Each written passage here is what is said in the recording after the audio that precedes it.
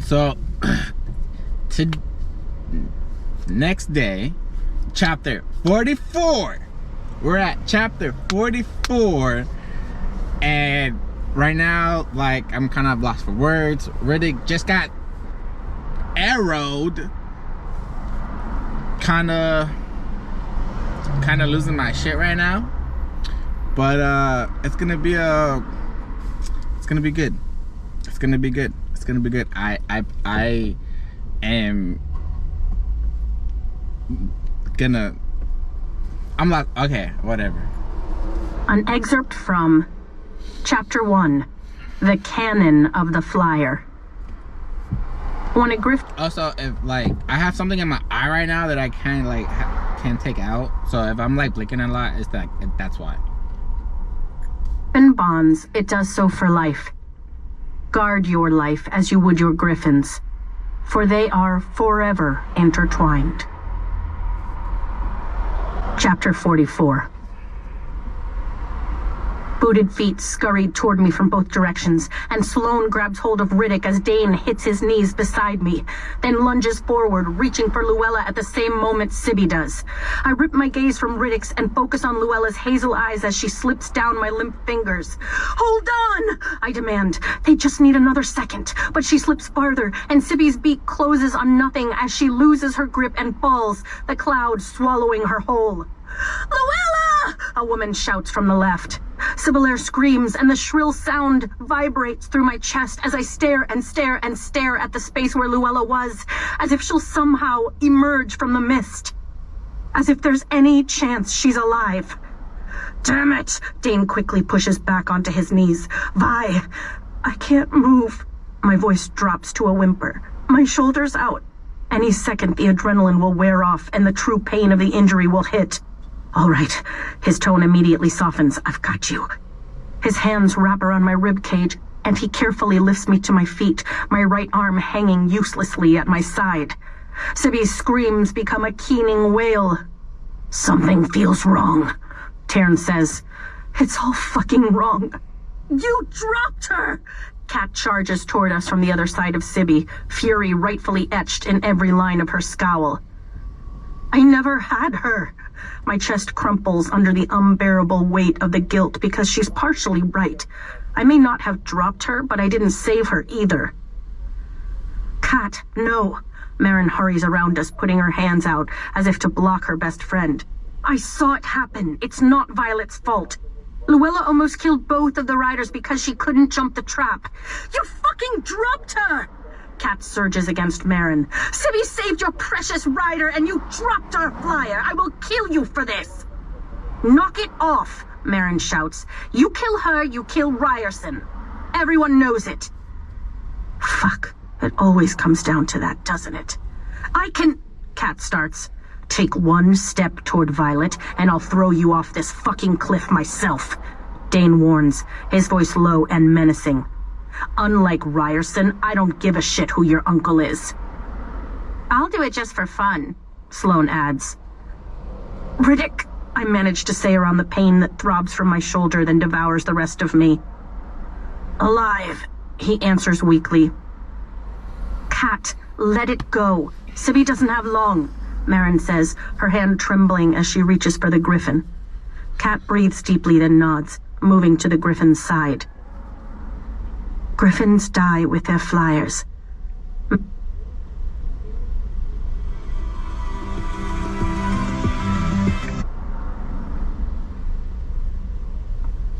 Spam. Marin explains, her tone softening as she strokes the line where feathers turn to fur. Like Taryn and me. Sibby lets loose a stuttered three-beat cry, and the entire cliff, both above us and below, echoes it, as though the griffins grieve the loss of the flyer as one. The beat of wings approaches as Dane leads me back from the edge, and I watch the mist, waiting for a flash of orange for Marb and Brennan to arrive. "Put my shoulder back in." My voice croaks as I glance at Dane. "Shit, are you serious?" He lifts his brows. "Do it, just like when I was 14. "And 17, he mutters. "Exactly, you know how to do it, and we don't have any healers nearby. You don't want to wait for Brennan? Dane takes hold of my arm. Brennan will try to mend me first, and Riddick is dying. Now do it! I snap, bracing for the pain. A strap of leather appears in front of my face. Bite down, Marin orders over Sibby's cries. I can't look at him, can't watch his healthy body die just like Liam's had. So I face forward and bite. 1, Dane lifts my arm slightly and adjusts. 2, he brings my arm out to a 90-degree angle. My teeth mark the leather as I fight the scream working its way up my throat. Riddick has been shot with 2 arrows. I can handle this. I'm so fucking sorry, Dane whispers, putting his other hand between my neck and shoulder. 3! He rolls my arm forward and I clench my jaw, my eyes squeezing shut as white-hot pain sends stars flashing across my vision, and he puts the joint back into place. The relief from the worst of the pain is instant, and I remove the leather from between my teeth. Thank you. Never thank me for that. He lifts my arm above my head to make sure it's in place, rotates it back down, then bends my elbow, tucking my arm across my chest before sliding his belt off and fashioning a temporary sling. How is he? He asks over his shoulder. Losing blood, Sloane answers as an orange claw lands on the ledge where the trap had been, and Brennan executes a perfect roll-on landing. Are you? He comes running at me, scanning me for blood. I'm fine! Save Riddick! Fuck! Brennan levels a look at Dane's leg. You're next. It's just a graze. Dane glances down at me. It just caught the edge of my thigh. Brennan crouches next to Riddick and starts working. It's all right, Marin tells Sibby as the griffin collapses, his head hanging over the edge of the cliff as his cries grow softer. You have earned an honorable death. Another set of wing beats fills the air, and I face the mist, waiting for Tairn's disapproving scowl. But I don't feel him any closer than before. You did not ask me to fetch you, he says sternly. The mist parts like a scene from a nightmare, and gray, gaping jaws fill my vision, opening wide to reveal dripping teeth that snap closed around Sibby's neck, snatching the griffin from the ledge before falling back into the mist. My heart stops. What the fuck? Sloane whispers. Wyvern, I manage to whisper, my head swiveling toward Marin and Kat. They're the only people here who've seen one. Wyvern, right? Wyvern, Kat replies, her eyes wide with shock. Marin is still as a statue. Wyvern! Dane bellows and all hell breaks loose. We can't see anything in the cloud cover, Tairn growls. But they can see well enough to eat us. I can already feel him on the move. Thank gods Andarna is in Eurasia. Get up the cliff! I pipe disapproving scowl. But I don't feel him any closer than before. You did not ask me to fetch you, he says sternly. What? The mist parts like a scene from a nightmare, and gray, gaping jaws fill my vision, opening wide to reveal dripping teeth that snap closed around Sibby's neck, snatching the griffin from the ledge before falling back into the mist. My heart stops. What the fuck? Sloane whispers. Wyvern, I manage to whisper, my head swiveling toward Marin and Kat. They're the only people here who've seen one. Wyvern, right? Wyvern, Kat replies, her eyes wide with shock. Marin is still as a statue. Wyvern! Dane bellows and all hell breaks loose. We can't see anything in the cloud cover, Tairn growls. But they can see well enough to eat us. I can already feel him on the move. Thank gods Andarna is in Eurasia. Get up the cliff! I shout at Marin, grasping her shoulder with my uninjured hand and shaking her to snap her out of it. Get Dasha up the cliff! She blinks, then nods. Dasha! Dane yanks me out of the path as the griffin charges forward, and I can only hope the adrenaline rushes enough to get them up the last couple of ascents. I can't move him, Brennan says, his sight solely focused on Riddick's wounds. I'm blocking most of his pain, but I can't move him, Vi. And we're sitting ducks here, Sloane mutters, looking at the mist as more riders and griffins push by. Go, Riddick whispers, opening his eyes and finding mine. Get off this trail. I kneel beside him and take his hand. We made a deal, remember? All 4 of us lived to see graduation. We made a deal. Riddick, Sawyer pushes toward us, his eyes bulging with fear as he brings up the last of our squad and tail section begins. They can't see, Brennan says, his voice tensing as his hands move, snapping one arrow in half, and then the second. Atos, the dragons can't see! On it, Dane looks up at the cliff, and I hold Riddick's hand tight as Brennan slides the first arrow out of his abdomen. You're on what exactly? Sawyer snaps at Dane. Kath is relaying to Gaethal that Sienna needs to wield some wind so the riot can see. Dane responds, You can't do anything here, Henrik, so get the others to safety. Sawyer clenches his fists. If you think I'm going to leave my squad mates. Sounds like your wing leader gave you an order, cadet, Brennan says, his tone flat. Take Sloane. I look over at her. She draws back, clearly offended. I had to hold Liam while he died, his dragon already eviscerated by the jaws of a wyvern, and I will not watch his sister suffer the same fate. Get up the fucking cliff! Sawyer all but lifts Sloane to her feet, and the two join into the steady, hurried march as the clouds begin to thin.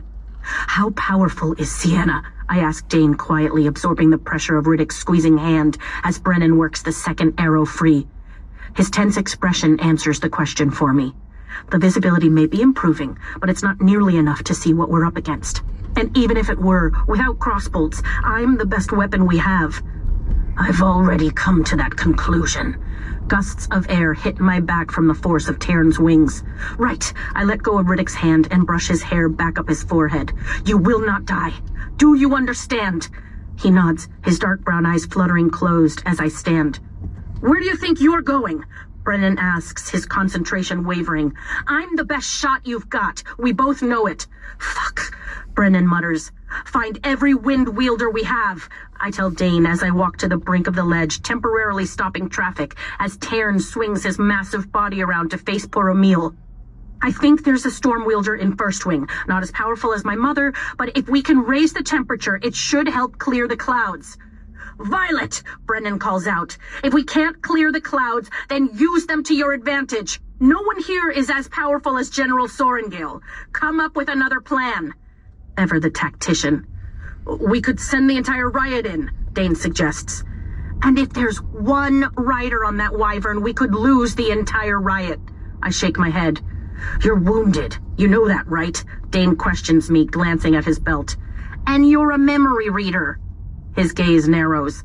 Oh, we're not stating obvious facts? I study the clouds around us, looking for any break, any sign of blue sky. Hate to break it to you, but your signet isn't exactly helpful in this situation. No time for this. Tairn lays his massive tail beside the ledge while keeping a steady hover. Would Ryerson let you rush off into battle against gods know how many wyvern, or worse, the venin who created them, when you're wounded? His eyebrows rise. Yes. I step out onto the midpoint of Tairn's tail, my stomach settling at the familiar territory beneath my boots as I look back over my shoulder at Dane. That's why I love him. I don't wait for his response, not when Tairn is a giant target.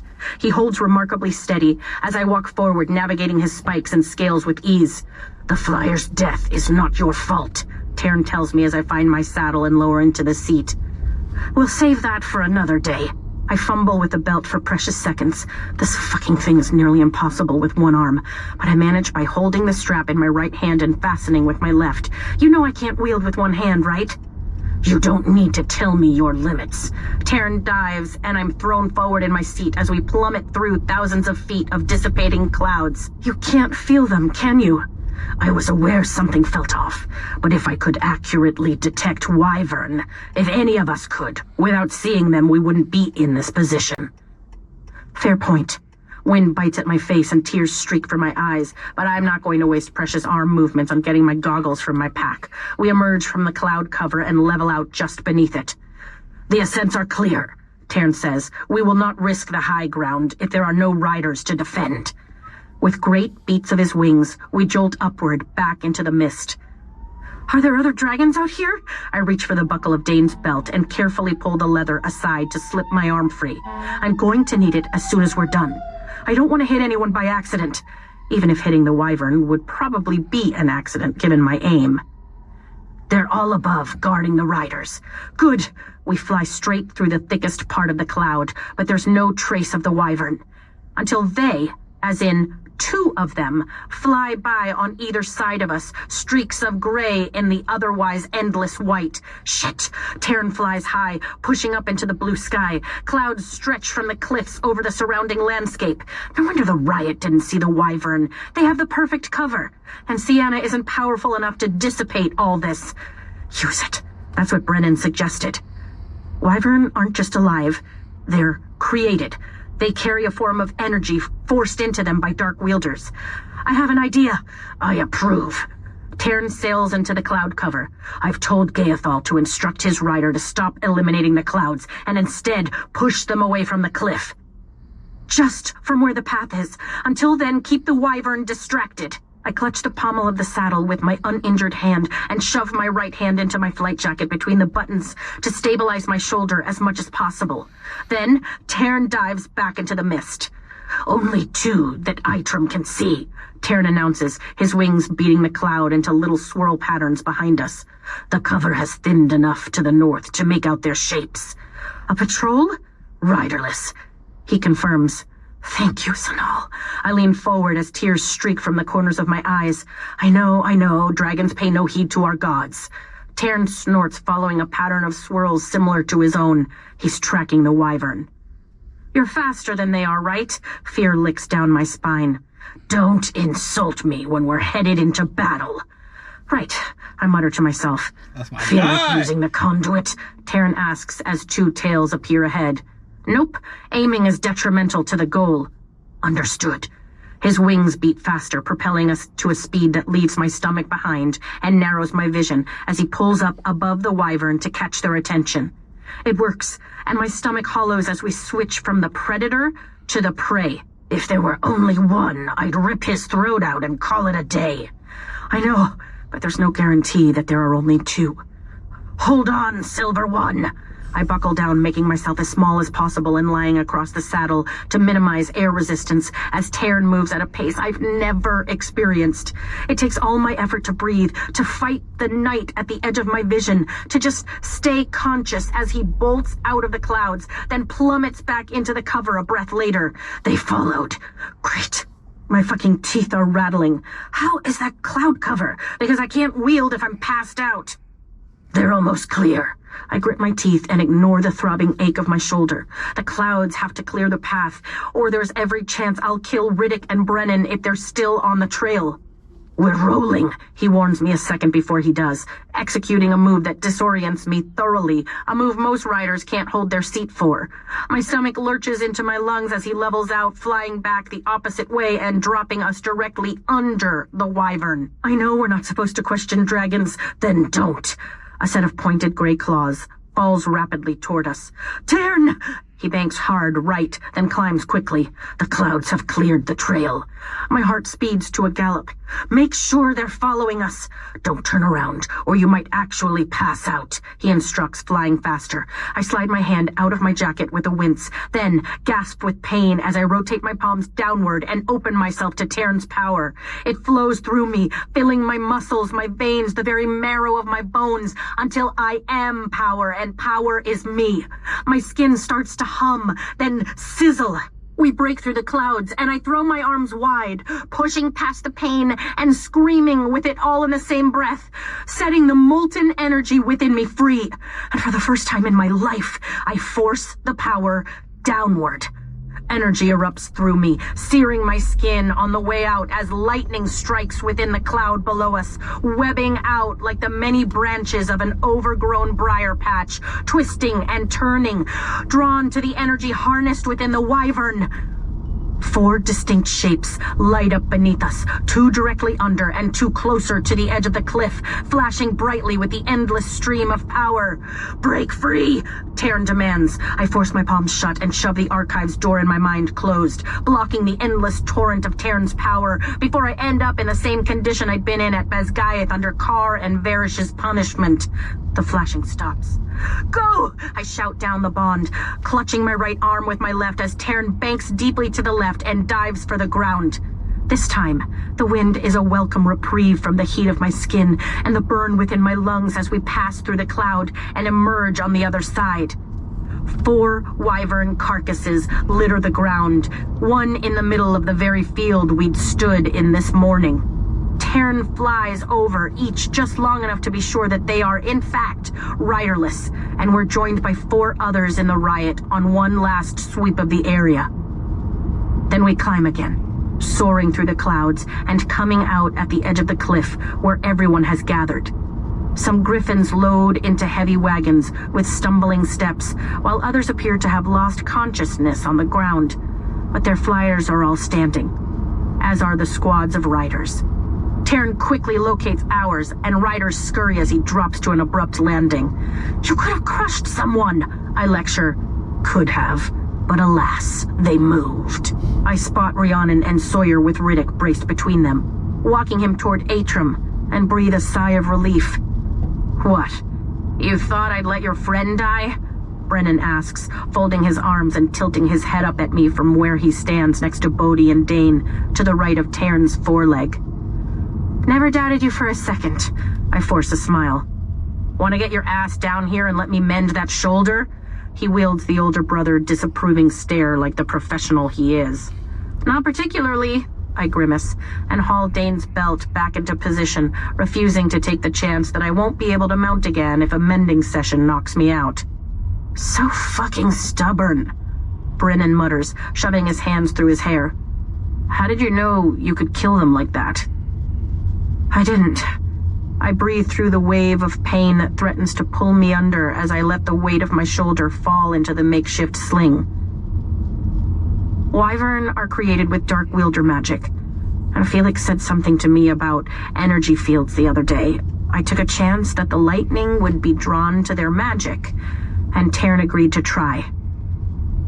Brennan's jaw drops slightly, and Dane bites back an uncharacteristic smile, reminding me of the years when he cared more about climbing trees than our curfew. "Chance panned out," Bodhi says, flat out grinning. That's crazy. "It did," I nod. That's crazy. "Aren't you going to tell me how brilliant that idea was?" Taryn scoffs. "I chose you last year for that brilliance. And now you'd like to be congratulated like it's something new? How odd." "You're impossible to impress."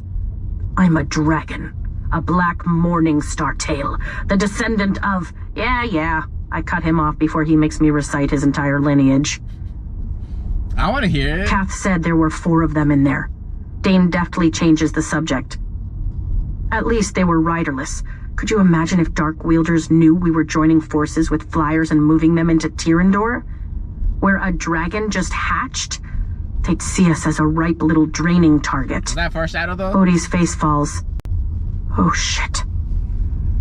That's why you were worried. There's no telling who is within a 4-hour flight."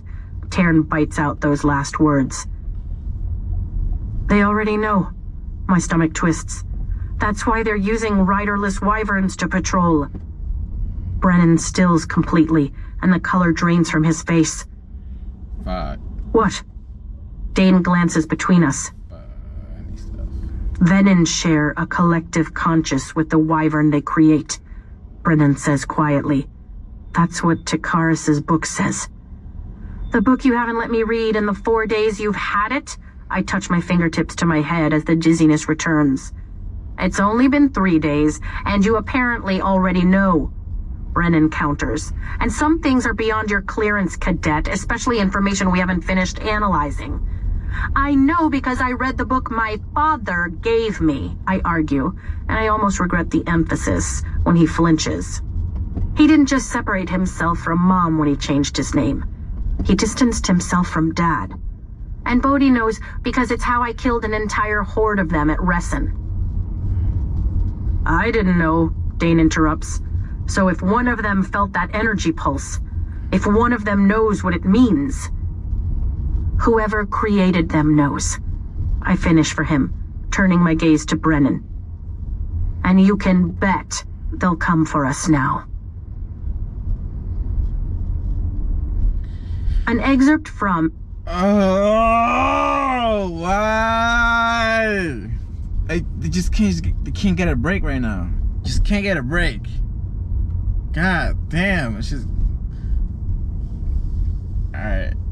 Okay. Chapter 45 is 35 minutes. I think that's enough time if we can just continue it. So, I'm just gonna keep going. Because I want to hear it! Captain Lara Dural's Guide to Vanquishing the Venom, property of Cliffsbane Academy. Okay, but chapter 44 was really good. The way she killed them all, one hit. She's getting stronger. She's being it's gonna. Was that foreshadow though? My mind's everywhere right now. Was that foreshadow about like his Tan's lineage? I can't say the word right. Like I really feel like that's foreshadow. But then you also got, damn, my mind's just running right now. All right, next chapter, 45. Let's get it, baby. It was only in the last 50 years that we realized they were no longer solely coming from the Barrens. They'd begun to take recruits, teaching those who never bonded a griffin to channel what was not theirs to take, to upset the balance of magic by stealing it from the very source. The problem with mankind is we too often find our souls to be a fair price for power. Chapter 45. Coralie Ryle. Nikolai Panya. A newly pinned Major de Vera calls out over the frost-covered courtyard, reading from what's become the new death roll. For the first time since entering the quadrant, the names called every morning for the last week haven't been cadets, but active riders and flyers on the front lines, fighting to fortify the villages along the Stonewater River, trying to divert the Venom's attention from our valley, where 4 new dragons have hatched. Don't say Mira, don't say Mira, don't say Mira. It's become my personal prayer to whatever god will listen while standing in formation. I feel so fucking useless. Unlike the last 2 weeks, there's no luminary to fetch, no wards to fail at. There's a real war down there, and we're up here learning history and physics. We lost 2 yesterday. Arik tenses in the row ahead. Rhiannon glances back over her shoulder at me, sorrow haunting her eyes for a heartbeat before she composes herself with a grace I can never seem to manage, and straightens her shoulders at Sawyer's side. 2 riders in 1 day is unfathomable in active service. The entirety of the Eurasian quadrant will be dead in less than 2 months at this rate. I think that's Isar's brother, Riddick says from behind me. Second wing. We both glance left, past third wing. Isar Panya bows her head from the middle of her squad in tail section. I blink back the burning in my eyes, and my fingers squeeze tight around the conduit in my left hand. He was a lieutenant, Imogen says quietly. 2 years ahead of us, Quinn adds. Great sense of humor. This is cruel, I whisper. Telling us that our siblings, our friends are dead this way is fucking cruel. It's harsher than anything we've been put through at Bezgaeth. It's no different than morning formation, Vissia says over her shoulder. Yes, it is, Sloane argues.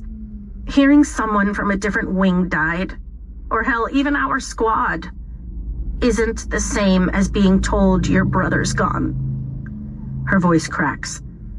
A lump swells painfully in my throat.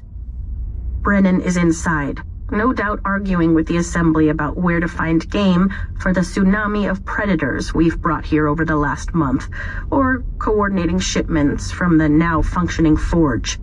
He's safe. Every commissioned rider that isn't here teaching has been sent in shifts to man the outposts along the cliffs of Draelor, like Zayden, Garrick, Heaton, and Emery, or to hold the front, like Mira. De Vera clears her throat and exchanges the role for the one Jacinia holds. My shoulders dip, a breath of relief clouding the freezing air. Mira's alive, or at least she was last night when the rotational rider brought the news in. Morning formation doesn't scare me when it comes to Zayden. I'd know instantly if he... Gods, I can't even think of it. Krista Verlin, Devera begins reading from the commissioned flyer's roll. Micah Renfrew. Micah! A low guttural scream erupts from our right, and every head turns to a drift near the center of the flyer's formation as a guy falls to his knees. The rest of his drift turns, covering him with comforting arms. I'm never going to get used to hearing them do that, Arik mutters, shifting his weight. Hearing them what? Sloane counters. Have emotions. Sorngill knows what I mean. You've been out there, Arik says to me. And I cried like an infant when Liam died. Turn around. Shit. Isn't that at odds with everything I told Rhiannon when we fought beside the gauntlet? The deaths are supposed to harden us. Why do I agree with Sloane on this one? There's something infinitely more human about the way the flyers react. Even the way they conduct their own threshing at Cliffsbane is considerably less cruel than what we endure at Basgaeth. Now I can't decide if it makes us stronger or simply harder. And Alvar Gilona, Devera concludes. We commend their souls to Malek. I glance right, just like I do every morning, and see Kat's posture soften. Her eyes close briefly from her drift on the closest edge of their formation. Serena is still alive too. She looks over at me and I nod, which she returns, even if it's curt. It's our one daily moment of truce, the only time we seem to recognize each other as little sisters instead of enemies. And it's over in less than a heartbeat. Her gaze shifts into a glare as formation breaks. Swear to Amari, Kat's hell-bent on making my life as miserable as fucking possible every other minute of the day, and tries twice as hard on the days Xaden is here. Her loathing makes Sloane look downright warm and fuzzy. And worse, her entire drift seems focused on our squad, with 5 of the remaining 6, Marin being the exception, blaming me for Luella's death and loudly proclaiming that I chose the rider over the flyer. The tall guy with shoulder-length brown hair, pretty sure his name is Traker, swung for Riddick on the Valley's flight field 2 days ago, and ended up with Rhiannon's fist in his face when he ran his mouth about her particular border village turning away refugees. His lip is still scabbed. Guess our little hike up the cliffs didn't bond us like they'd hoped. What did she do this morning? Rhiannon asks, looking Kat's direction with a raised brow. Knocked on my door before dawn, then got all annoyed when I actually answered the damn thing. Just the thought of it has my hand warming along the conduit. Felix has replaced the alloy in my conduit twice this week, but at least my inability to control my own power is helping imbue alloy for daggers, so in a way, I'm helping the war effort, since my attempt at activating the wardstone failed. I roll my right shoulder, hoping to ease the ache now that I've ditched the sling, but it still protests. Is she running out of bullshit to pull on you? Riddick asks as we start to move toward the door. It takes twice as long to get out of formation here than at Basgaeth, considering Ryerson House was built for keeping people out, not letting them in. That doesn't sound as bad as Saturday when she posted that list of all the flyers Mira has taken out over the years. That day had been a treat, and definitely soothed relations between riders and flyers. We'd had at least a dozen more fights than usual break out in the hallways. She was wearing a Deverelli silk robe when I answered the door. I grab my pack from the ground and swing it over my shoulders, grimacing at the weight. How do I know it was Deverelli silk, you ask? Because it was pretty much see-through. Oh, damn, Sawyer cringes. Why would she... Are you... Rhiannon, Quinn, and even Imogen stare at him as the first years head inside. Think about where she sleeps. Riddick smacks the back of Sawyer's head. Ow! Right. You're still in Ryerson's room. Sawyer says slowly, blatantly turning his back on Kat as she walks by with her drift. I forgot. Roll has you listed in Rhiannon's room. Bringing an extra 100 cadets here meant doubling up, and technically, I shouldn't be sleeping in a lieutenant's room. Not that either of us care, or leadership is going to say anything to the man who owns the house. Which I appreciate. Rhiannon rests her hand over her heart, as it gives me a little privacy whenever Tara and I actually get time to see each other. Happy to help, I crack a smile. I have to give it to the girl. Imogen shakes her head, sighing as she looks past me toward Kat and her drift. She's tenacious. Every head swivels in her direction. Hey! Imogen puts her hands up. I'm Team Violet, just saying that I bet if Xaden ever calls it quits, you'd fight to get him back, too. Ugh, when she puts it that way. Do not humanize that walking piece of terror, Rhiannon counters. I climbed the entire cliff with her, and I'm starting to think we'd be better off having Jack Barlow up here instead. He's one person I'm glad stayed behind, no matter how nice he'd been to me. I still don't trust that guy. Never will. Is Kat being... Kat again? Bodhi asks, walking over as the courtyard empties. It's fine. She's fine. I'm fine. I shake my head, lying through my teeth so he doesn't tell Xaden that I can't handle myself. Rhiannon and I have somewhere to be. We do? Rhee's eyebrows rise. We do. Right. He turns to Rhiannon. Well, Professor Trissa just chose your second years for a new class. Tomorrow at 2 in the valley. Trissa? She's the petite, quiet member of the assembly. We'll be there. Rhee promises.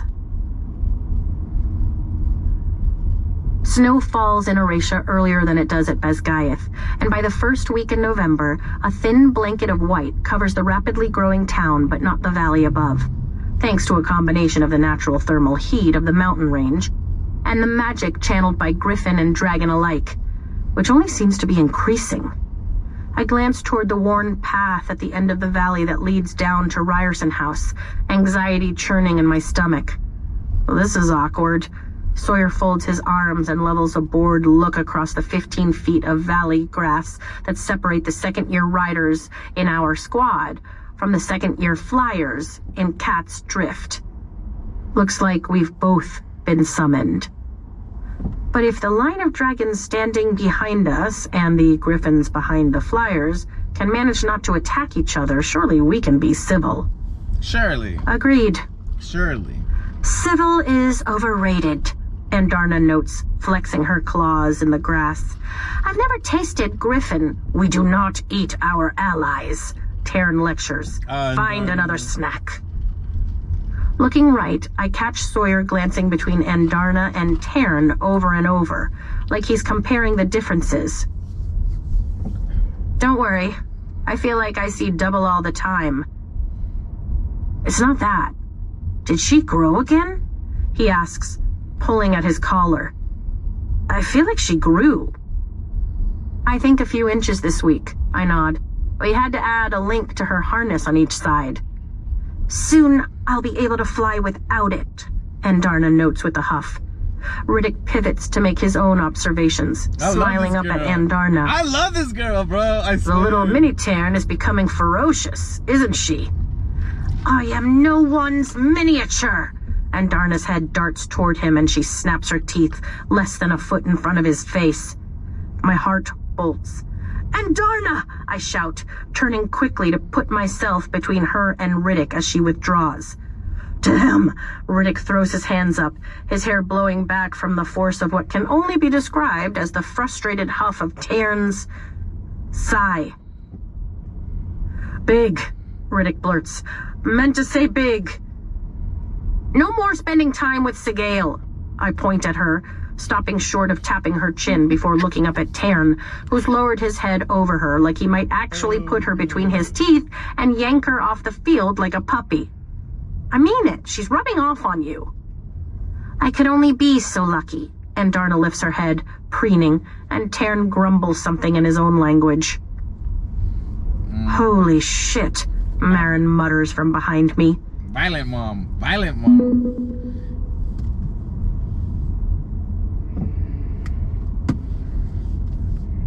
Sorry about that. Adolescence. I shrug at Riddick. Still can't believe Feathertails are kids, Sawyer says, taking a step away from Andarna. Or that you bonded 2 black dragons. That one caught me off guard, too. I glance toward the path again, but there's no sign of Rhiannon. If Professor Trissa gets here before Rhi, she'll be in major trouble. Trissa might be the softest-spoken member of the Assembly, but she's also the sharpest-tongued when pissed, according to what Zayden told me before he flew out for the border again this morning with Heaton and Emery. At least we'd had a night together. The third years went too, patrolling the cliffs of Draelor for Wyvern and Navarian riders. Wyvern we wouldn't have to worry about if I hadn't failed to raise the wards. Which part's worse? Riddick muses, tapping the dimple in his chin. Them silently glaring at us like we have any fucking clue why they're up here too? Or their menacing escorts? His gaze locks on the griffins standing guard over their flyers. Dajalair wobbles slightly, still clearly not adjusted to the altitude. I've yet to see a single griffin fly in the week that they've been here. Both. Sawyer unbuttons his flight jacket. Is it me? Or is it getting hotter up here? Hotter, I agree, breathing a sigh of relief when Rhiannon appears, flashing me an excited smile as she hikes toward us from the other side of the field.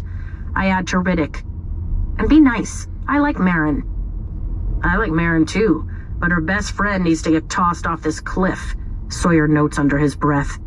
The griffins are up and about faster than I thought, Riddick observes. Most of them were still sleeping off the altitude a few days ago. The griffin standing behind Traeger, the guy with the shoulder-length brown hair and crooked smile, notices Riddick's appraisal and snaps his sharp 2-foot beak in warning. Traeger smirks. Atrum blows a hot gust of steam over our heads, blasting all 3 flyers in the face, with not just steam, but a healthy layer of... Is that snot? In their defense, we brought our own escorts, I note, as Andarna stalks forward, her claws sinking into the grass on either side of me in clear warning. Her talons grow sharper by the day, and she fully extended her wing for the first time this morning, making her extra bold this afternoon. Elders say I'll be flying within a few weeks. A growl aimed at the griffin works up her throat, and her beady eyes flare then blink. You're baring your teeth, aren't you? I don't bother hiding my smile. I don't trust them, she answers, especially the one in the center who looks to be plotting your death.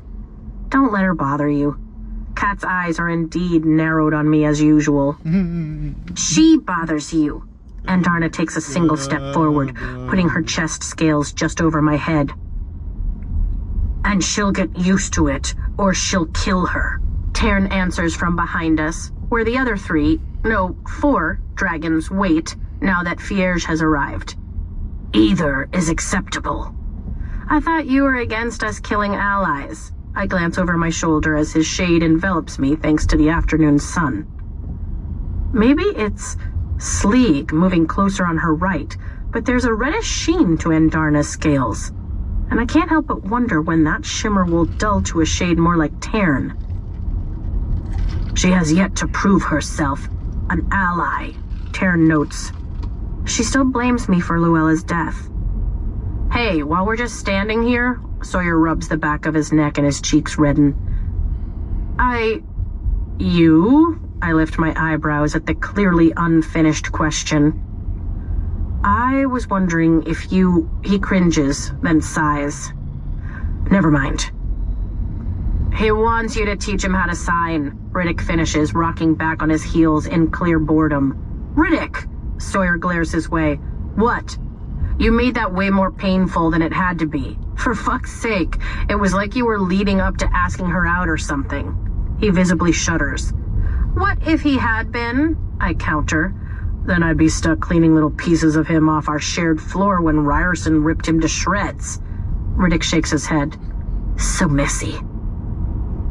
First, Xaden has more than enough confidence to survive me being asked out. I glance up at Sawyer. And yes, I'll teach you sign. Why would that be embarrassing? I should have learned years ago. Sawyer drops his hand. And obvious reasons. I'm not fluent enough to make a good teacher, apparently. Riddick rolls his eyes. You teach me the sign for sex and tell me it was hello just to see what happened when I used it. Sawyer fires back. What? I'm not a total dick. A smile curves Riddick's mouth. I would have waited until you asked about the word for dinner. That way, when you asked her if she wanted to grab a bite with you, oh, I blink, putting the pieces together. Jacinia. Don't worry, Sawyer. I've got you. Bree signs fluently too. So do Arik and Quinn and everyone but me. Sawyer sighs, his shoulders dipping. Almost didn't make it in time, Rhiannon says, slightly out of breath as she reaches us. Is it easy? Traeger's eyes narrow even further on Rhi as Professor Trissa rounds the corner behind her. How's the lip? Rhiannon asks, winking at Traeger. He moves to step forward, but Marin blocks him, shaking her head. I would have covered for you.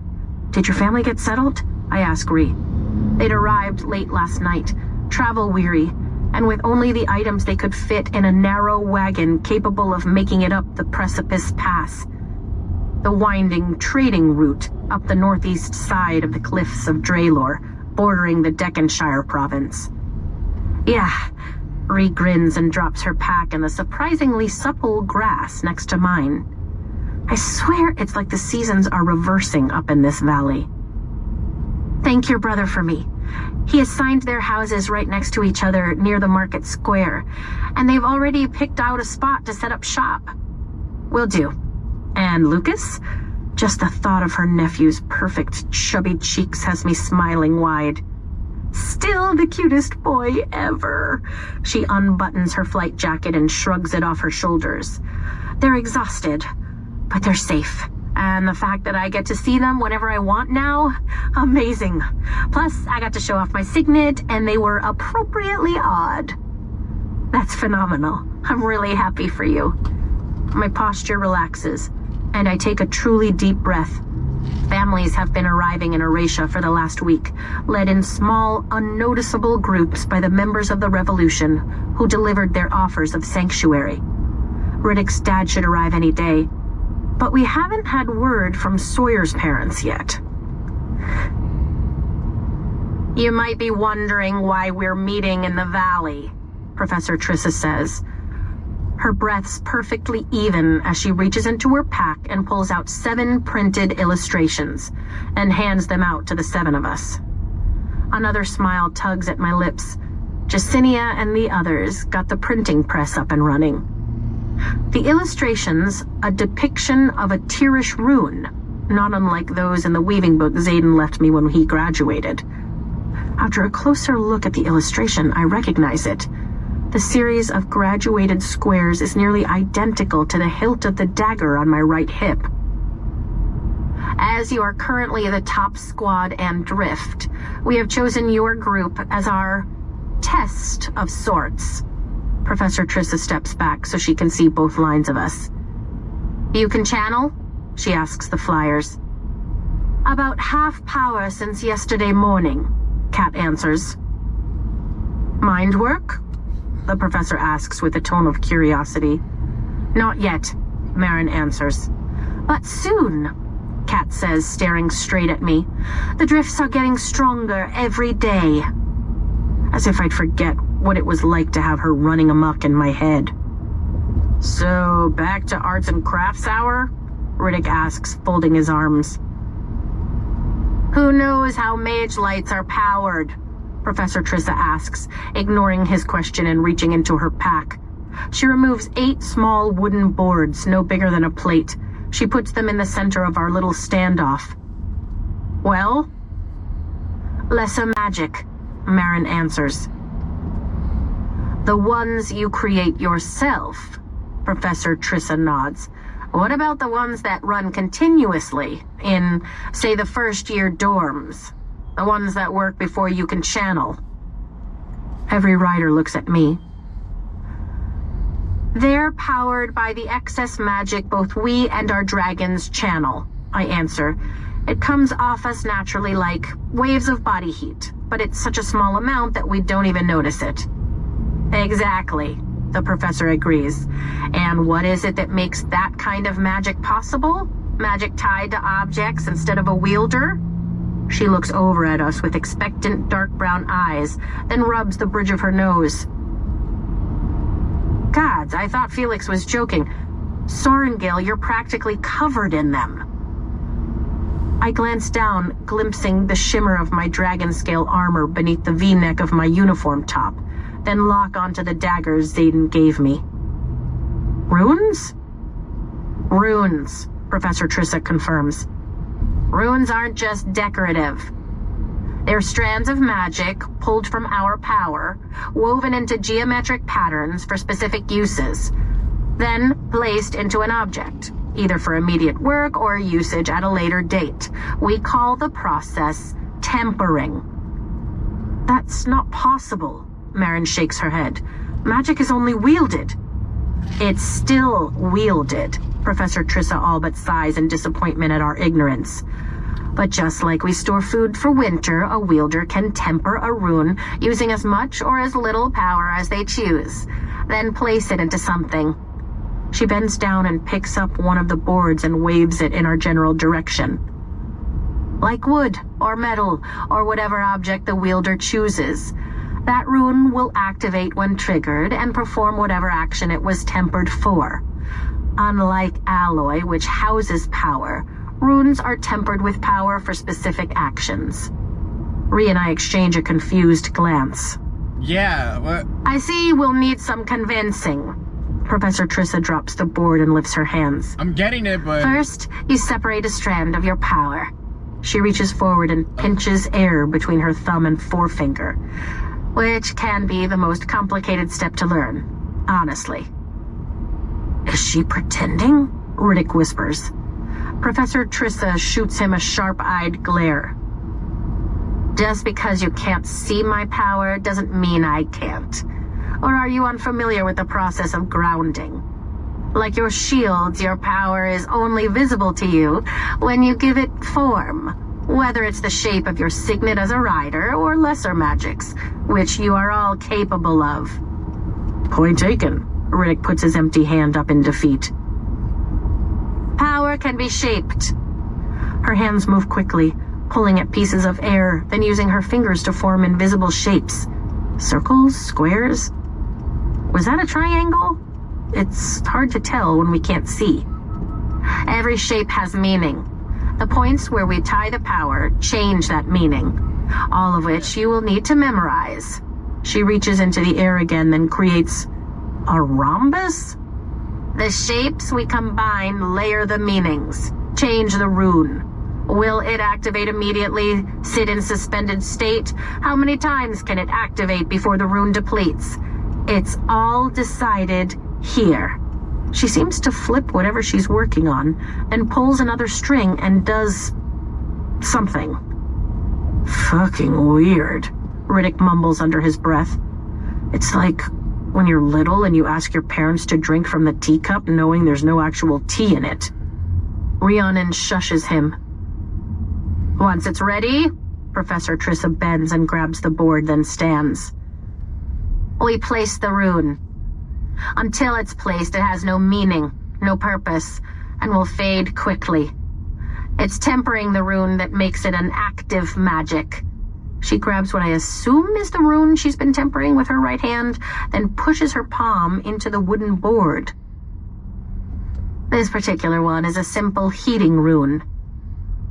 That was simple? Sawyer asks. The board smokes and I lean forward, my eyes widening. And there you have it. She turns the front of the board toward the flyers, then shows us. Once you understand which shapes combine to make what symbols, the combinations are nearly limitless. My jaw hangs open for a moment. The shapes have been burned into what I would have said was a decorative rune about 10 minutes ago. I glance down at the illustration in my hands and wonder what the hell the dagger on my hip is supposed to do. Every shape has meaning. The points where we tie the power change that meaning.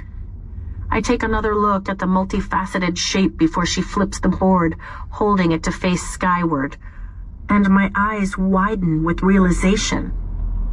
It's a logosyllabic language, I blurt, like Old Lucerish or Moranian.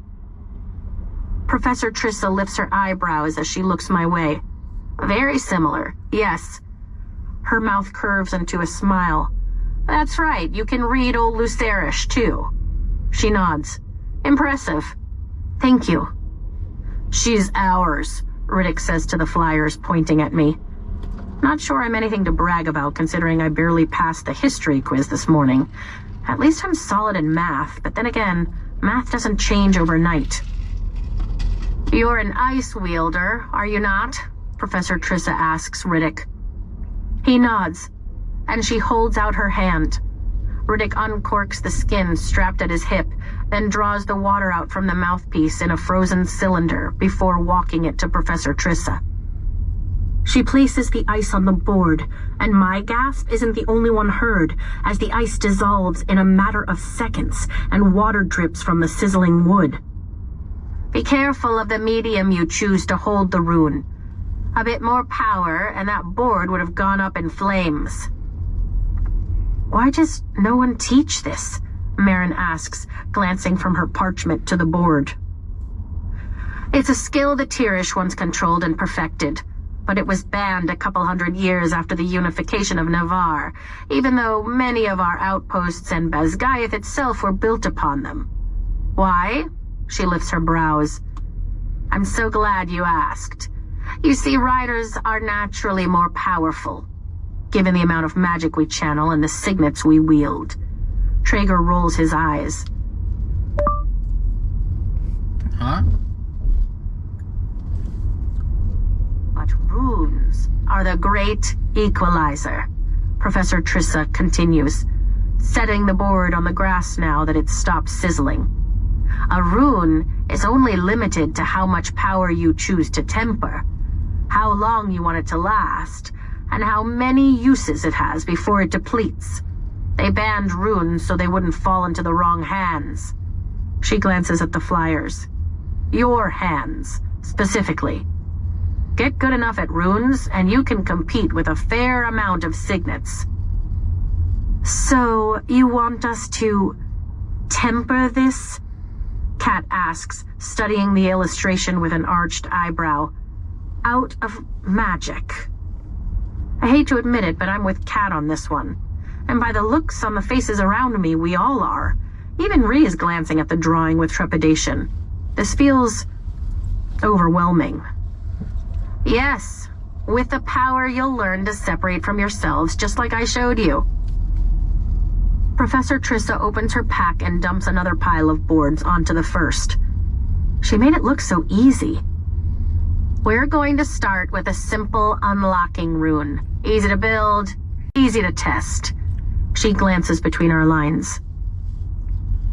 We can all unlock doors with lesser magic, Traeger notes. Of course you can, Professor Trissa sighs.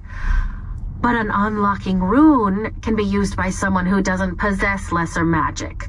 Now let's go. I expect your first runes woven before sunset.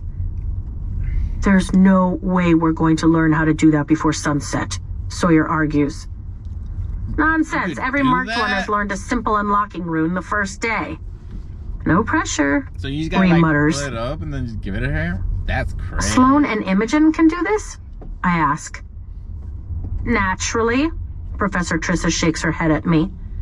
This is why Zayden had me practicing runes with fabric. Is that man ever going to learn to just tell me things outright? Or am I always going to have to dig information out of him? I'll answer any question you ask, I mock under my breath. It's hard to ask questions I don't even know exist. You're supposed to be the best of your year, so stop gawking and get to work, Professor Trissa lectures. The first thing you'll need to do is learn to separate a piece of your own power. Let it fill your mind, then reach in and visualize plucking a thread of it from the current. Rhiannon, Sawyer, Riddick, and I exchange a series of what-the-fuck glances that are echoed by the flyers across from us. Advice? I ask Taryn and Andarna. Don't blow anything up. Taryn shifts his weight behind me. At least blowing something up would be interesting, Andarna notes, eliciting a growl from Taryn. Now, Trissa demands, then holds up a finger. Oh, and be careful. Power gets temperamental when you pull from it. That's why your bondids are here. The closer the source, the easier it is for the first time. She looks us over, then folds her arms across her chest. Well, what are you waiting for? I shut my eyes and envision my archives and the swirling power that surrounds it. The blazing, molten stream of Taryn's power that flows behind his giant door looks capable of consuming me. But the pearlescent flow of Andarna's power just beyond the windows feels approachable. Steadying my breath, I reach for Andarna's power. Boom! An explosion sounds and my eyes fly open, every head whipping towards Sawyer as he flies backward. He lands just short of Sleeg's claws, a scorch mark left smoking in the grass where he'd been standing. And that is why we're having this class outdoors. Professor Trissa shakes her head. On your feet, try again. Riddick walks back and helps Sawyer to his feet, and then we do just that. Try again, and again, and again. Before sunset, I manage to weave an unlocking rune, but I'm not the first.